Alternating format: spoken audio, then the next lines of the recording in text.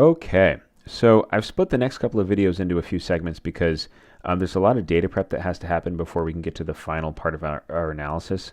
So if you feel like you kind of have a good handle on what's going on and you feel like you want to skip maybe this video or the next video, that's okay. The final analysis would be good to watch. And if you're feeling like you're lost in the weeds, then definitely continue to watch because this is all probably new tools and new content. But what we've done so far is we took our DTM, our digital terrain model, and we came up with slope and aspect rasters and then created definitions from those that gave us this raster, which is a true-false raster that tells us where we can and cannot build based on those definitions. And then we also took our land cover raster and pulled out a kind of water and not water, meaning we can build where there's not water and we cannot build where there is water.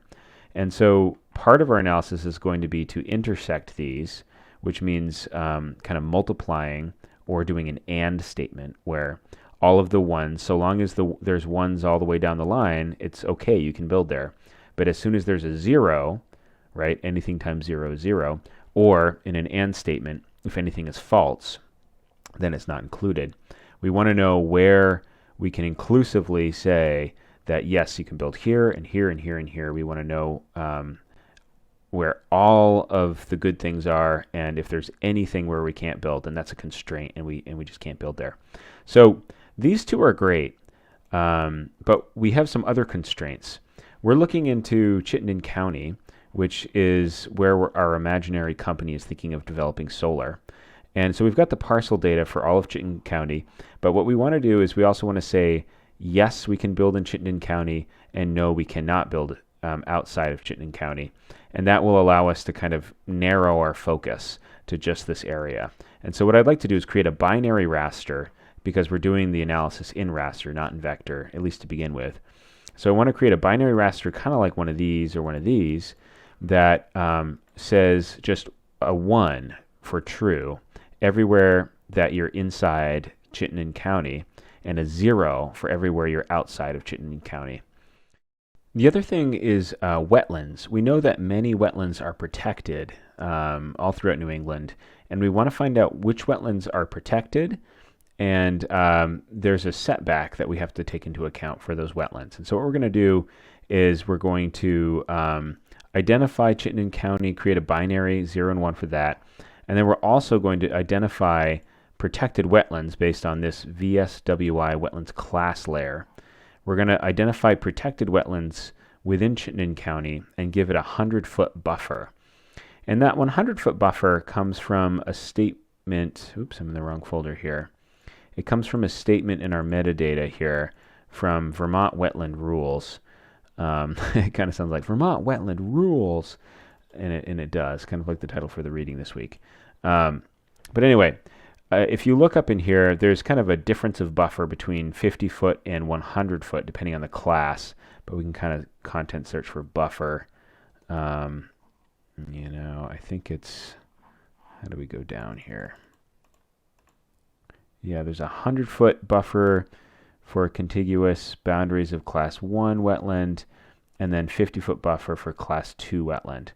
For simplicity's sake, we're going to just do a 100-foot buffer for all of the class 1 and class 2 wetlands. So we're going to kind of come up with a statement and select out those particular classes and give them a 100-foot buffer. So our constraint layer is going to look like a binary raster so that we can play with all these other pieces of data with wetlands being 0, but also 100 feet within class 1 and 2 wetlands will be 0 as well, and it'll be 1 everywhere that is not true. So the first thing, let's just do the simple thing first. Let's do the county one first. So I'm going to get rid of these guys here. Remove and remove.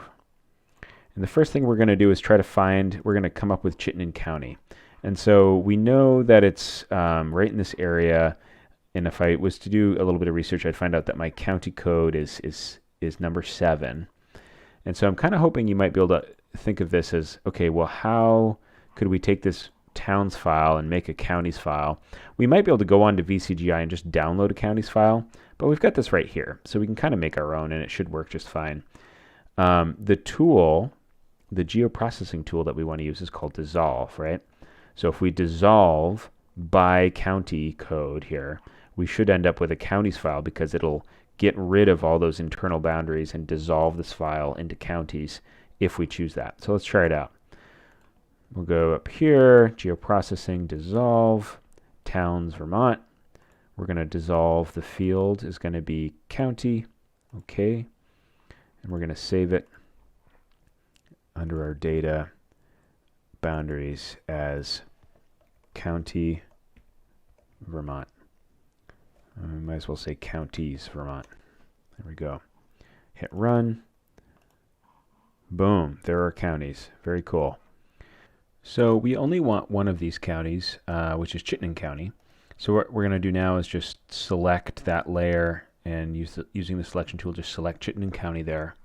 And I'm going to say export save selected features as, and we'll call this counties. I don't know why, we'll just be consistent here, Chittenden, even though it's a single county. That's fine. Okay.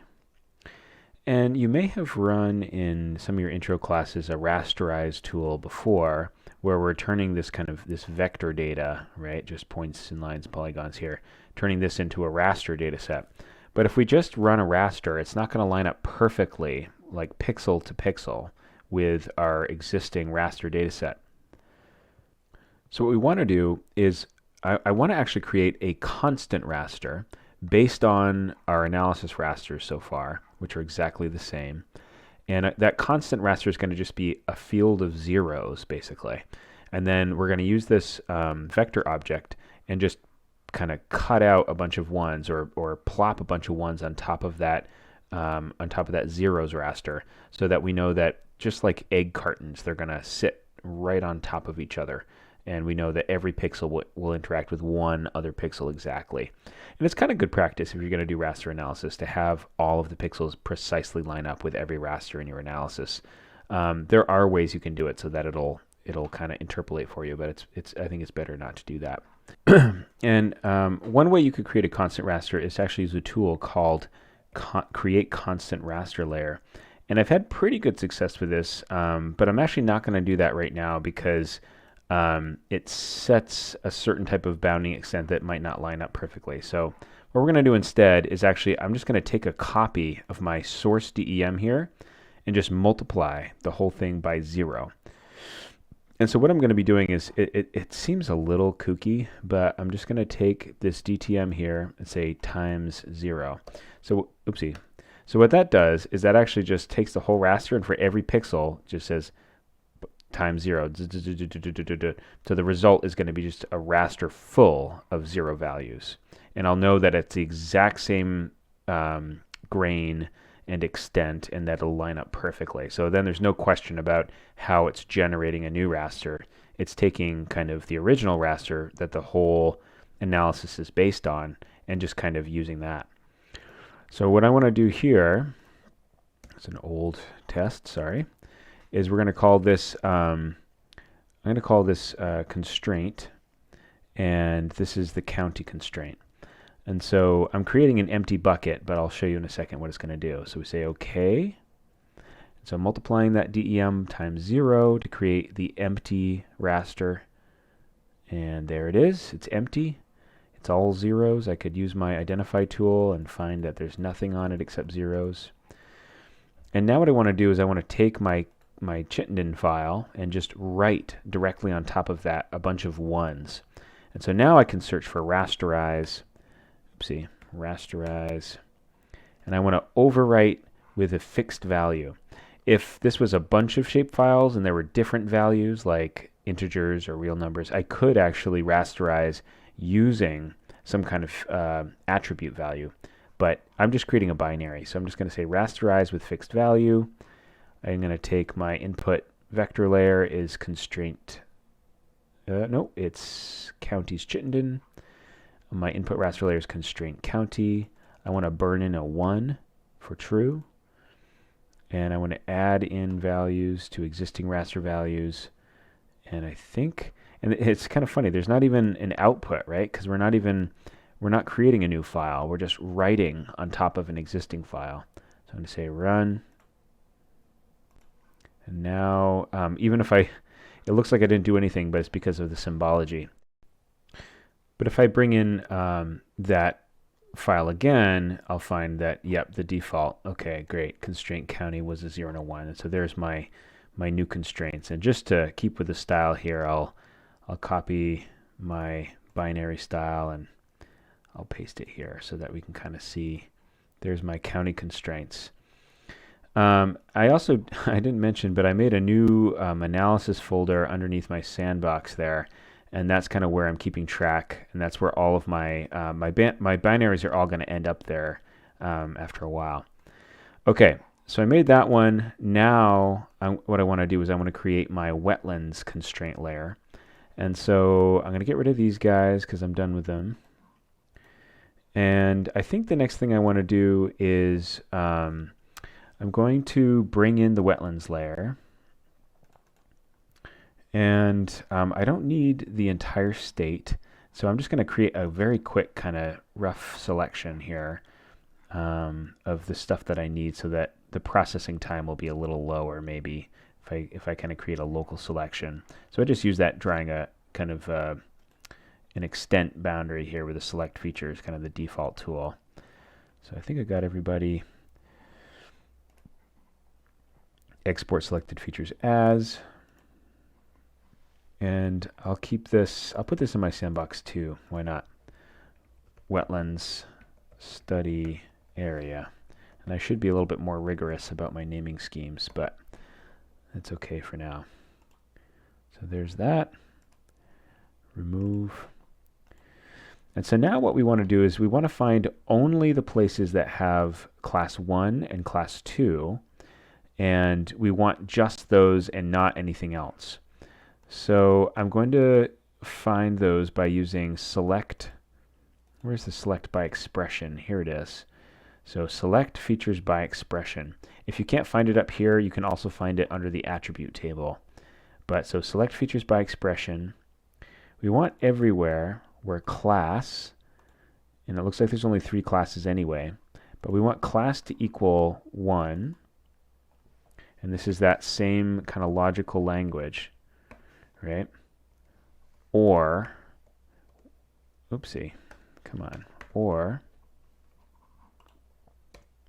class can equal 2. And so I hope you're kind of getting a sense now of how this works. If I said and, then nothing would be selected, right? And I'll even show you how that works here. I'm saying or, because I'm allowing either of these to be true to create my selection. So I say select, and there's a whole bunch that get selected. In fact, most of the whole area. I don't even know if there's, looks like there's a couple of buffer areas that are not happening, but it's most of everything. If I said and here, nothing would be selected because in this field, these two things can't be true at the same time. So if I say select now, nothing's selected, right? Because it's impossible. So I'm going to say or, because that's what we're looking for. But I am gonna, even though I think it looks like it's almost everything, there's probably a couple of random ones that are class 5s in here. Yeah, like right there, right there. And so technically, according to Vermont state law, those would be okay to build on potentially. We don't, this is a rough cut. So we're going to say export selected features as, and I'm going to just straight up call this wetlands or constraint wetlands, and this is the vector file. Okay. All right. And the next thing we're going to do is we're going to just give this entire file a 100-foot buffer. If we were doing our due diligence, we would probably do different buffers for the class 1 and class 2, a 50 and 100 foot. But let's just do 100 foot for everything, because I think that'll be a little faster.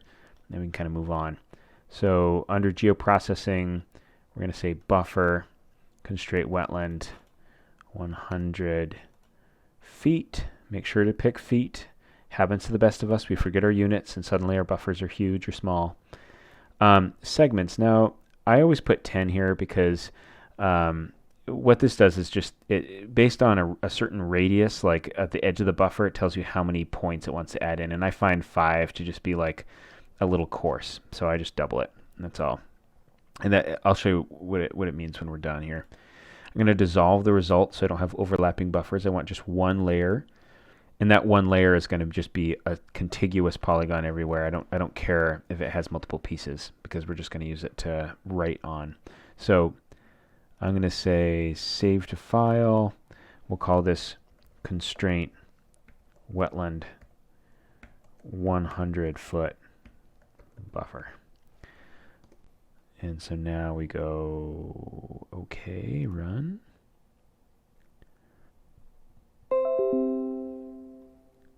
All right, now if we want to do our homework, what we do is we go and we check the buffer to make sure it did what we said we wanted it to do.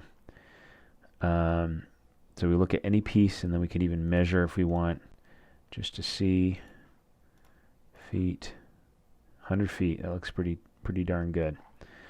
So anyway, that setting 5 or 10, what that does is it defines how many vertices this radius is created from any point. And so 5 would be half the number of these points, and I just think it looks a little coarse, so that's why I doubled it. It makes it a little smoother on those edges there. So anyway, I think our buffer worked. And I kind of hope that at this point you can kind of see that what we want to do now is take this file and write that on top of a blank, kind of a blank constant raster, so that we can use that in our analysis. And so I think you should know how to do that at this point. Create a new constant raster, write this on top of it, and I'll see you in a few minutes. Okay, so if you did everything right, you should end up with a constraint wetland buffers file that looks like this. A binary where 0s are the wetlands and their buffers, and 1 is everything that's not. I'm going to just paste my same style here. So this is another one of our binaries that should be done. It was kind of the inverse, though, so it might have been tricky for you. If you tried to do it, you might have realized that it would be better to create a constant raster of 1s instead of 0s, and then burn in the 0 value. So it's okay if you got stuck. I'm going to, like I said, I'll provide all the binaries for you.